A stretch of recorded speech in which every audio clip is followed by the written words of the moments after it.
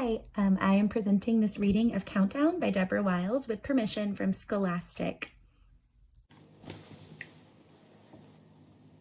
Chapter 13.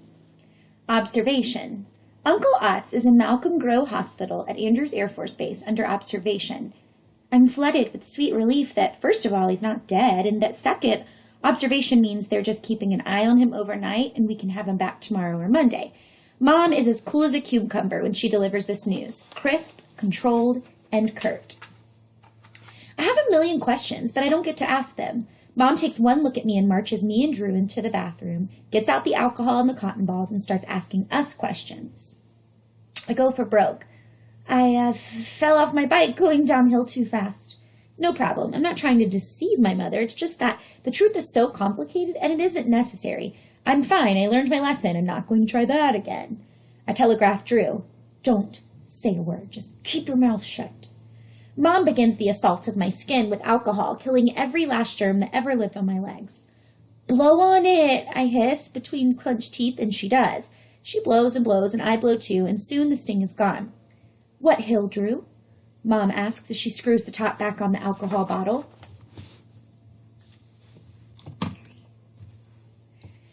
Drew stands there, just outside the bathroom door, and shuffles his feet. He won't look at my mother. The gravel pit is a secret, but it's not a lie. We just never mentioned its existence. I can see Drew chewing on his response, and I'm certain we're about to get caught. Over by the school, he mutters. I'm stunned. St. Drew has told a lie. There's only one problem with it. It's flat as a pancake over by the school. I blink and stare hard at Drew, trying to get his attention. Oh, says Mom, as if there are mountains surrounding the school and she knows just which one Drew means. The Thornburgs' driveway, actually, I say. We aren't allowed on the Thornburgs' property. They're old and they like their privacy. Drew doesn't want me to get in trouble, I say. But nobody was home, and I just wanted to see what it would be like to speed down their driveway. It's so long and so steep. I already know what it's like. I've done it 100 times. Are you fibbing to me, Drew? Asks my mother, clicking shut the door to the medicine cabinet. Yes, ma'am, says Drew. The truth rolls right off his tongue in a whoosh of relief. And I'm so sorry.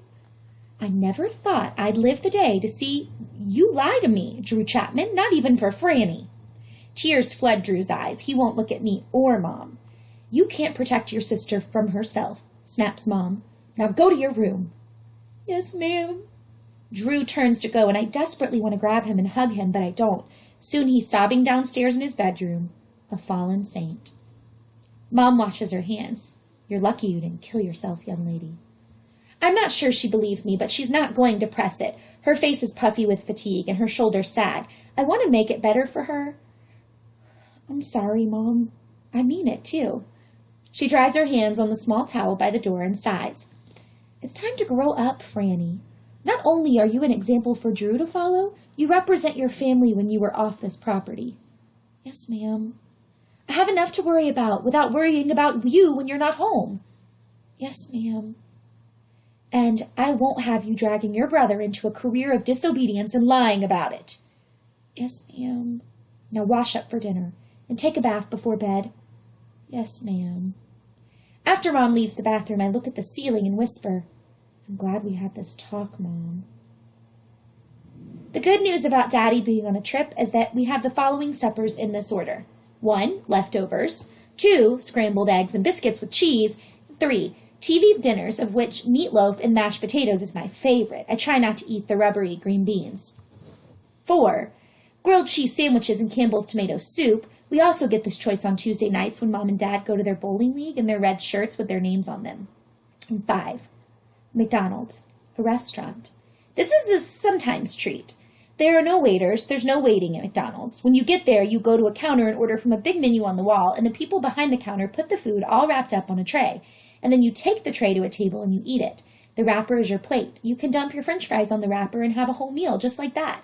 There's ketchup for the fries in little packets. Everything but the tray gets thrown away at the end, and there are no dishes. McDonald's is brand new, and we've got one right outside Andrews Air Force Base. So how it usually works in my family is we all go to the car to drop Daddy off at Andrews Base. And then Mom, if she's in a good mood or wants to do something at home, like yard work, instead of messing up the kitchen, takes us to the Golden Arches. We go inside.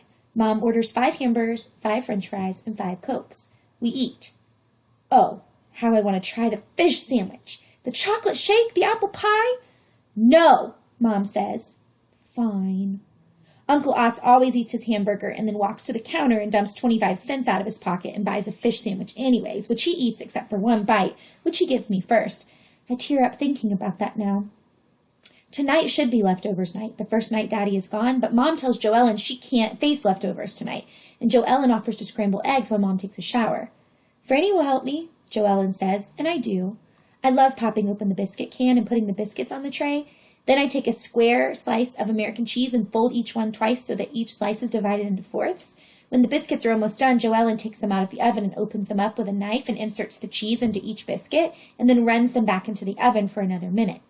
These are the world's best biscuits, and Joellen makes good scrambled eggs. Annie Mae, the colored woman who works for my grandmother, Miss Maddie, taught her how when she was 11. We spent 2 whole weeks in Mississippi that summer, like we always do.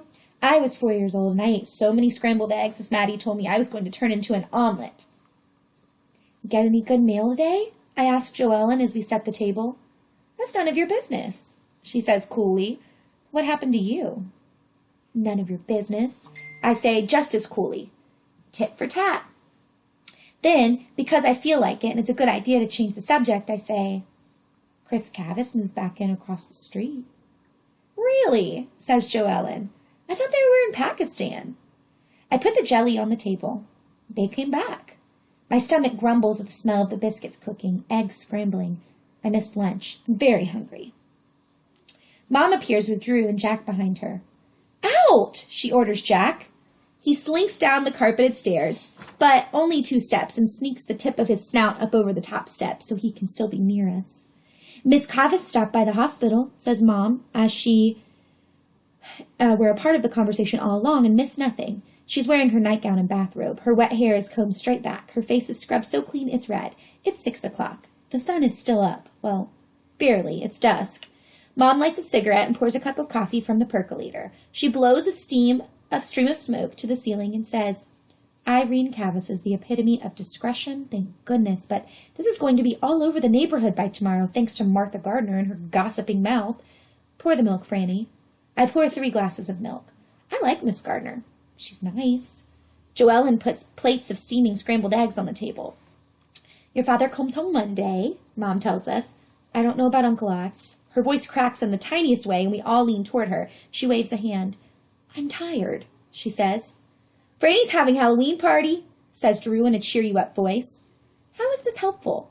I kick Drew under the table and pop up to serve the biscuits. Mom says nothing, and it's suddenly so quiet I can hear the tick of the mantel clock in the living room. I'm going to be an astronaut, Drew adds in a hopeful voice. Mom rubs her forehead with her 2 middle fingers, like she's trying to force the right words to come out of her mouth. Drew, Halloween is the furthest thing from my mind right now. The front yard is a holy mess, your uncle's in the hospital, and your father is on a trip. Mom's voice rises with each thing she ticks off her list. I'm the laughingstock of the entire neighborhood, if not the base. My children lie to my face, and no one understands the gravity of the situation in this family. She looks at Joellen. Nobody. She takes another drag on her cigarette and blows the smoke out in a long, thin stream. Then she looks straight at me and sets her jaw.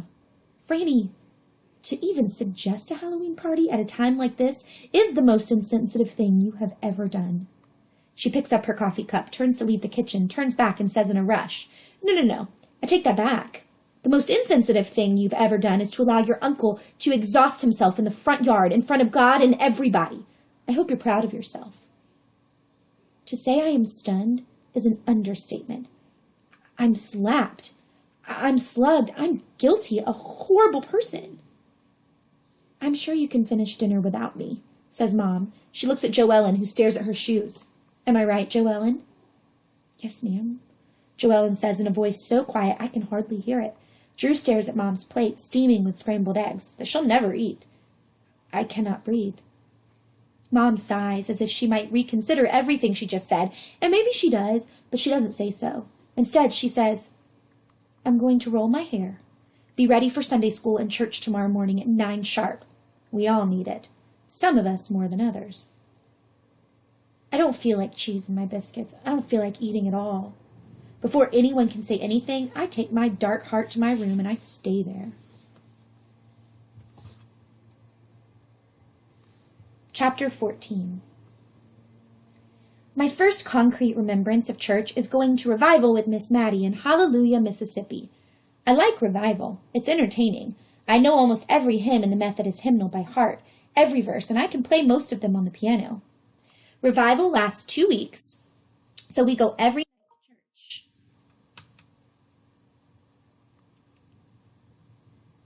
And every night is tarnation preaching in 17 verses of Just As I Am until someone walks up to the altar to be saved. Trouble is, Hallelujah is a small town, and most everybody in church has already been saved. So unless somebody new shows up or an older kid is pushed into the aisle by his mother, we just sing and sing that hymn until my grandmother stands up and ambles in her square shoes up the aisle with a half-exasperated look on her face and gets saved once again. Mostly she is saving all of us, and she knows we know it. I wish she would save me now. Think about calling her as I get ready for Sunday school, but I'm not allowed to make long-distance phone calls. If I could talk to my grandmother, she would make me feel better. She would talk to my mother and tell her I meant well. She always says that about me, but I'm not going to tell Miss Maddie, of course, because then she'll tell Mom, and Mom will know I've told on her, because that's what it would be, telling on her, even if I wouldn't mean it that way. I have 2 dress-up dresses. I wear them to Sunday school or for special occasions, like going out for dinner at the Officers Club at Andrews on Sunday nights when Daddy is home. I miss Daddy. I don't know what I'm going to do when Mom tells him about what I did to Uncle Otts and what I didn't do. I don't think he'll spank me, but it doesn't matter if he does because his disappointment is always worse than any spanking. I button up my blue dress with the birds on it. I put on fresh white anklets and buckle my black patent leather shoes. I look in the mirror and run a comb through my ridiculous brown hair. I imagine Joe Ellen and Mom doing the same right this minute. Both of them are so beautiful. I'm not beautiful, but I think Chris Cavus likes me. I say to myself in the mirror, Franny, you have a winsome face. I slide my white headband onto my head. Mom steps out of her bedroom and stands in my doorway. She clips her purse shut. Her hair is perfect. Bring a sweater, she says. It's chilly. Yes, ma'am. We don't know how to act with one another this morning. Joellen pats my arm as I walk past at breakfast, and I can tell, just from her touch, that she feels low, too. Drew, the family liar, wears his shame all over his face and still won't look at me. I want to tell him that, as far as lies go, his was beige, not even close to black and evil. It was almost a white lie, but I know Drew won't care about that. He will care about his character. He probably can't even give me the definition of character, but he knows what it is. John Glenn has character, and that's what Drew wants. We each pat Jack goodbye and slide ourselves silently into the station wagon. Drew has brought our friend the Atom to read in the car. He's beginning to remind me of Linus and his security blanket and Peanuts, which reminds me of how Uncle Otts always reads the funny pages out loud on Sundays after church, except for this Sunday. My fault. All my fault. Andrews Air Force Base is on Allentown Road. Our house is on the corner of Allentown and Coleridge Drive. There are 1.4 miles of Allentown Road separating my house from Andrews Air Force Base. Daddy and I clocked it once on the odometer. We drive in utter silence past Camp Springs Elementary School, past Pyle's Lumber Company, where Daddy bought the wood to make my doomed science fair project fold out, and past Bell's Methodist Church, where we went to church the first year we were here. We make a wide swing into Andrews Air Force Base and slow down at the open gates, where a soldier in uniform salutes our car. We're in, just like that, because we've got a sticker on our car that proclaims, "This is the car of Major Philip Chapman, Korean War veteran and now Chief of Safety of the 89th Sam Fox Squadron, the squadron that flies the President of the United States, John Fitzgerald Kennedy. This is the car of the greatest jet pilot in the Air Force." Okay, it doesn't say that, but it does have some sort of fancy mumbo-jumbo on it, some sort of secret code or something. Nancy Drew would know what it means. Just being on base makes me feel better. There's something solid and safe about it, where everything is controlled and neat. Everything is known. The rules make sense, and my whole family belongs. Every bush is clipped, just so. Not a blade of grass is too high. And on every side, there's a man or woman in uniform walking to wherever he or she is going. Every few minutes, a jet flies overhead. Sometimes lots of jets. Everything has a purpose. I can almost forget about Uncle Otts lying in Malcolm Grow Hospital, right around the corner from the base chapel. But of course I can't forget. I stare at the hospital building as we get out of the car. Mom says to me and Drew, "Come sit with us if you get out of Sunday school early." Usually I'm bored to tears in church, but after what happened last night, this feels like an invitation to the circus. Drew's not in my Sunday school class, and I don't know many kids at the base chapel because I only see them for an hour a week, and none of them live in my neighborhood or go to my school except Bonnie Cross. Her dad is a navigator on Air Force One. The rest of the kids in my Sunday school class live on base. They go to school on base. They live in the little cocoon all the time, and they all go to church in the same exact place.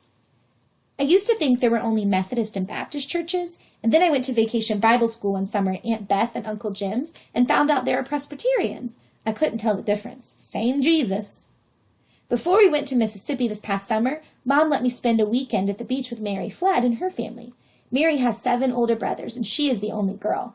We all went to Mass on Sunday. It was in a foreign language. Same Jesus, and his mother Mary is in this church.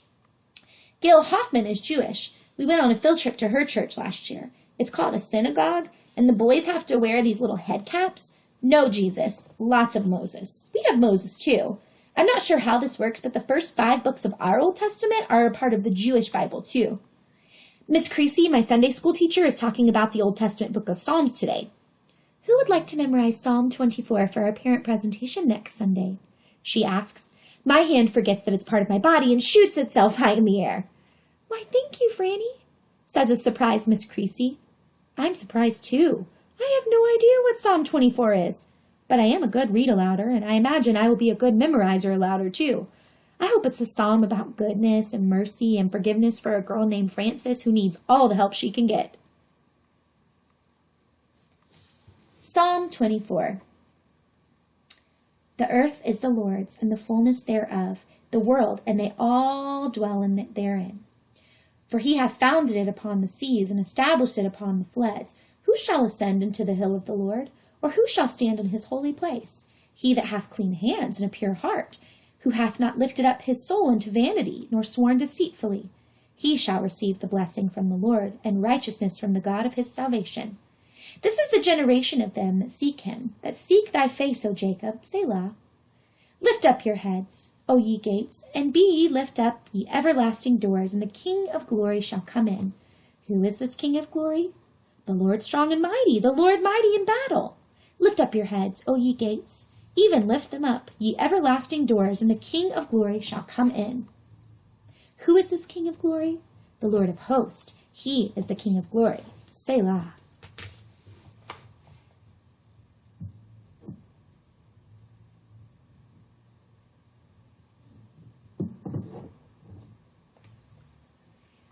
Chapter 15. I can't wait for school tomorrow.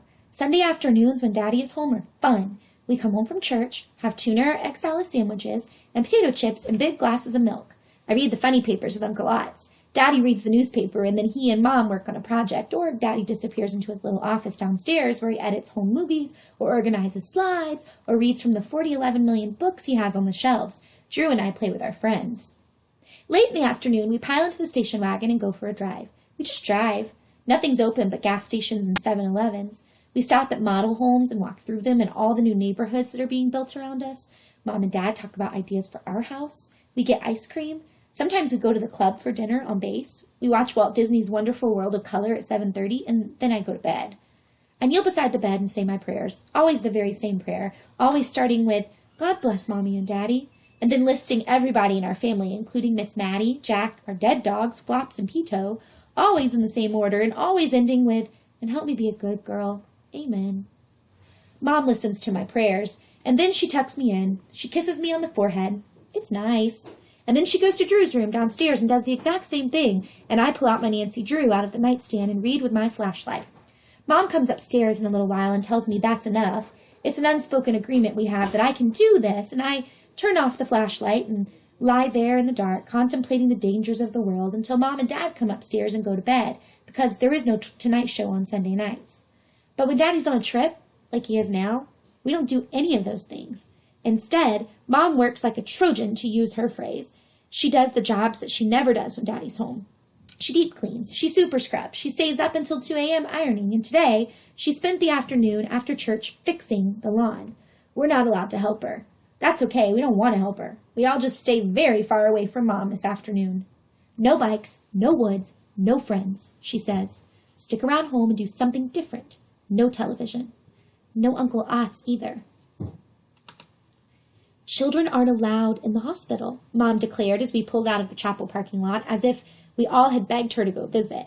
I fantasize about sneaking in. I dearly want to take a look at Uncle Otts and see that he's still there, that he's okay, and tell him I'm really sorry. I hope he's not mad at me. Is he hooked up to tubes? Is a machine breathing for him? I can't face my science fair project. I read Psalm 24 from the Bible I got in the 4th grade and decide it's going to be hard to memorize. I write out the whole thing to help me get started. I look out my bedroom window towards Chris's house. No car in the driveway. They must be gone somewhere having fun like Joellen, who went off with Lanny after church. I go downstairs, set the timer for 30 minutes, and practice the piano with Jack at my feet. I'm always amazed at how long 30 minutes is when I practice my piano. Up and down the scales I go over and over, louder and louder, and then I practice Spinning Song. It is too hard for me, but I want so much to play it. Everyone wants to play Spinning Song. It's the John Thompson 3 piano book, and I'm still working on John Thompson 2. I play Country Gardens and another piece that my teacher, Miss Farrell, has assigned me, and then the timer rings and I'm done. Done! Now I play whatever I want, so I pull out Miss Maddie's Cokesbury hymnal. It's old, thin, and brown, and I love everything about it. I love the way it smells, the texture of the pages, and the hymns on every page. I start with my favorites, In the Garden and Love Lifted Me, which is almost too hard for me. I don't play any of them well. I start and stop a lot, but I don't care. I sing as I play. I'm a good singer. Soon I move to a new favorite, Come Thou Fount. I love the words, and as much as I love the tune, so I play every verse and I sing it super loud. Come Thou Fount of every blessing, tune my heart to sing Thy grace. Streams of mercy never ceasing, call for songs of loudest praise.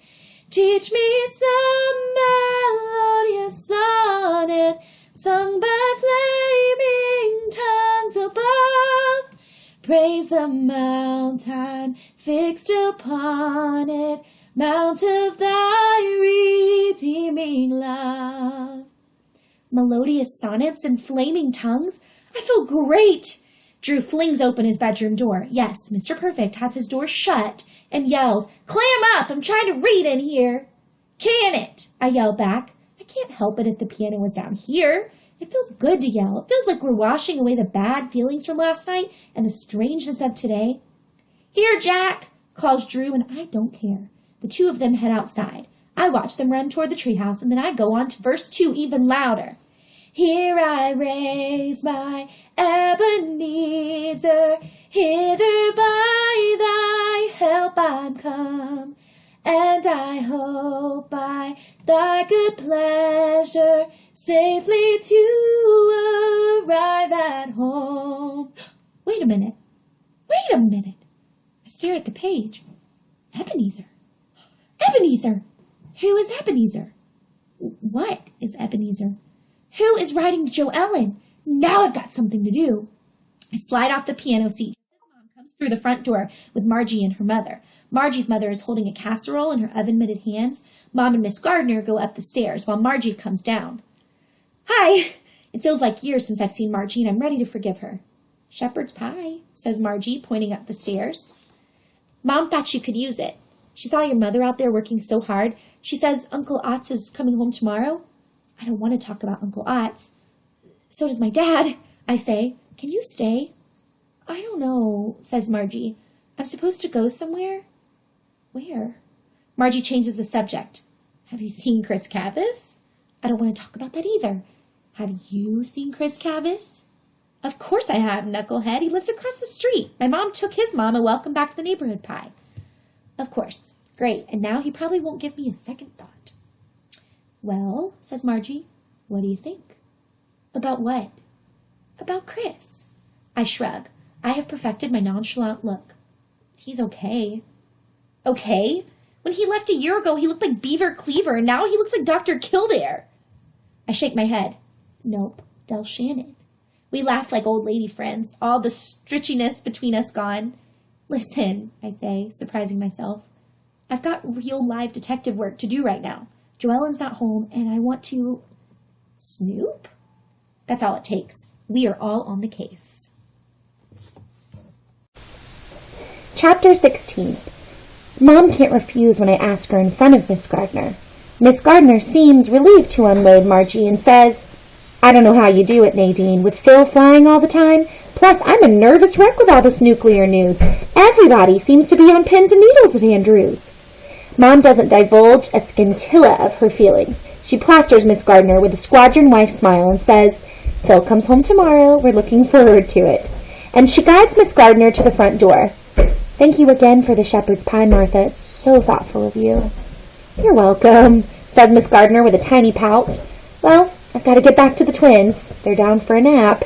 She sachets out the door. So Margie stays, Miss Gardner goes, and Mom goes back to work fixing the lawn. Half an hour, Franny, she tells me, shooting me a bullet stare. Yes, ma'am, I say. I telegraph her. Don't come back inside for 30 minutes then. I fill Margie in as we scoot down the hall to my room. Remember that letter Joellen got yesterday? Franny, I would need a scorecard to keep up with all that happened at your house yesterday. Right. Well, Rainey gave Joellen a letter. Oh, right, says Margie. I remember. And Joellen has lots of letters just like this one, and she won't tell me who they're from. She keeps them locked in her hope chest. It's a big secret, and I don't know why. Well, do you have a key? Margie is nothing if not practical. I have my diary key, I say, and my roller skate key, and there's Mom's luggage key and her suitcase lock. Let's start there, Margie says. She's excited. I can hear it in her voice. And if they don't work, I have keys too. It's bad enough to sneak into Mom and Dad's walk-in closet. I know Mom can tell if someone has been in her room, and I'm sure she'll notice her suitcase key missing as soon as she steps into the closet again. Nothing escapes her eagle eye, so I have to move like a ghost. My heart beats like a timpani drum. I'll do it myself, I tell Margie as she begins to follow me. You watch out my bedroom window for my mom and tell me if she looks like she's going to come inside. Hurry, says Margie. I take a deep breath and twinkle across the carpet in my flip-flops, into the closet, out of the closet. I hold the key in my tight fist and look behind me to make sure I don't leave footprints. I can't be sure. I quickly walk to Mom and Dad's bedroom window and look for Drew. He's in the treehouse, and Jack is sleeping below him. Good. I walk into the hallway and signal Margie. Let's go, I say with a big exhale. I pull my diary key from my pillowcase in my room, and soon we stand in front of Joellen's closed bedroom door. We continue to stand there. And stand there. Nancy Drew would open the door, says Margie. She says it with an edge of sarcasm to her voice. Margie quit reading Nancy Drew last year. She says she's gone beyond Nancy Drew, but here she stands at Joellen's door with me, ready for a mystery. I take Chris Caviss's handkerchief out of my pants pocket and turn the doorknob. You don't have to be that dramatic, Margie whispers. No fingerprints, I whisper back. This is a top-secret operation. It feels good to flaunt Chris's handkerchief without telling Margie whose it is or how I got it. I've got a secret of my own. Nancy Drew would be proud. I turn the doorknob and we are in. Close it? Margie asks. I shake my head. We need to be able to make a quick exit. Margie and I kneel in front of Joellen's hope chest the way Mary Flood kneels in front of the priest at the front of the Catholic Church. I work on the lock gingerly. I don't want to make a mark that Joellen might notice. My diary key doesn't work. My skate key is way too big to work. I telegraph Mom's luggage key to work, and it does. It works like it was meant to open this lock. I tingle with delight and dread as I hear the clasp turn and the lock gives. Margie whispers, wow. And together we push it open and open Joellen's cedar hope chest. There are the Schultzakers, the doilies, the pickle pickers, and the monkey pad salad bowl, all the trappings for a new life, saved in a holy place, for the wife that Joellen will someday be, as soon as she finds the picky man to match her picky woman ways. Don't touch, I hiss as Margie reaches a hand toward the embroidered napkins. I don't want anything in here disturbed. It feels like we're rummaging through Joellen's tomb, and for a moment, I think I can't do it. I can't pull open the drawer that has the letters in it and let Margie see them, can I? I can. The drawer slides silently out of its cedar-lined pocket. There they are, gleaming like a crispy sea of sunshine, like the Sea of Galilee in King of Kings, the only movie I've ever gone to see by myself because no one else wanted to see it this past summer. Hurry up, snaps Margie. I come back to the present. Hold your horses, I say. Now comes the question. What do I take? Joellen would surely notice all of them missing. I slip my finger under the bottom of the pile and inch the bottom letter out of its place. As I tug it, they all come towards me, but I push the rest of them back into the drawer and I close it. Take the top one too, you nut, says Margie, so we know the latest. No, Joellen might notice. I can't. Don't be stupid, Franny. Margie reaches for the drawer, Joellen's letters, and I push her hand away. No! Joellen might keep track of dates or smudges. Nancy Drew would never take the top letter. You're a nitwit, Franny, says Margie, clearly irritated. Nancy Drew is a nitwit, too. Margie again reaches for the letter, so I grab the top of the chest to close it, but I lose my grip and the top bangs shut, just missing Margie's fingers. Franny, you're a moron! Hurry, hurry! I fight the key in the lock. I turn it right and left and right. I tug on it like I'm a prize fighter, but it won't come out. I turn it some more, and now I'm frantic. I've bent it. And I try to bend it back just as Margie shoots herself upright like a rocket and shouts, Drew! I accordion to the front door and the floor, and I sit on the letter I have pilfered. It makes a muffled crunching sound. The suitcase key is still in the lock behind me. What are you doing? It's a simple question asked by a simple boy, and I need to find a simple answer. Nothing. Joellen doesn't like people in her room. I know, Drew. I was putting some napkins in her hope chest. She asked me to. I'm helping her, says Margie, not helpfully. Oh, says Drew. He stares at me like Mom does when she knows I'm telling a whopper. He scratches his eyebrow. Mom wants me to tell you your half hour is up. Okay, I say. Margie was just going. I'll let Mom know, says Drew, and he flaps back down the hallway in bare feet. I slip the letter out from under my bottom. I've squashed it. Anybody with half a brain would tell it's been sat on. Well, we've got to read it, Margie says. Well, you've got to go home, I say as I scramble to my feet. Margie groans. Oh, how can you leave me hanging like this? I'll read it and I'll let you know what it says, I tell her. Hurry, you've got to go. Oh, no, you don't. Margie grabs the letter from my hand and races to my room, jumps on my bed, and rolls across my pink bedspread. Give it back! I try to snatch the letter from her, but Margie stuffs it under her shirt and won't give it to me. Stop it, Margie! Stop it, Margie! She mocks and laughs, and then out of nowhere, Mom appears. Frances? Mom's short, but she sounds as big as Godzilla standing in the frame of my doorway. I stand as straight as an arrow. I have perfect posture for once, and it occurs to me wildly to hope Mom notices this. Margie scrambles to sit up on the side of my bed. The letter is crumpled beyond all recognition, but Mom doesn't notice. She's too busy noticing that I haven't sent Margie out the door. Yes, ma'am, I say, and Margie crackles right out of the bedroom with Joellen's letter plastered against her left side so Mom can't see it. See you, Franny, she says. Bye, Miss Chapman. I've got company coming over. Gotta run. The long stare of Mom is upon me. Sorry, I say. My shoulders sag. Young lady. Mom starts, and I hear a lecture coming on, but then she falters. She's bone-tired, to use Mom's words. Her eyes have dark circles under them, her shoulders sag, and she looks more like Miss Maddie than Mom. Just wash up and come help me with supper, is all she says. My mind whirls as an out-of-control blender. When does Joellen come home? When can I get back into her room without being noticed and get that key out of the lock? How can I return it to Mom's suitcase? And the biggest whirl of all, what do I do about the fact that my sister's letter, my sister's secret, is now in Margie's hands? Poor posture is the cause of more ills than a cold. Learn to balance a book on your head and glide, girls, glide! Your Charming Self by Melody Morris.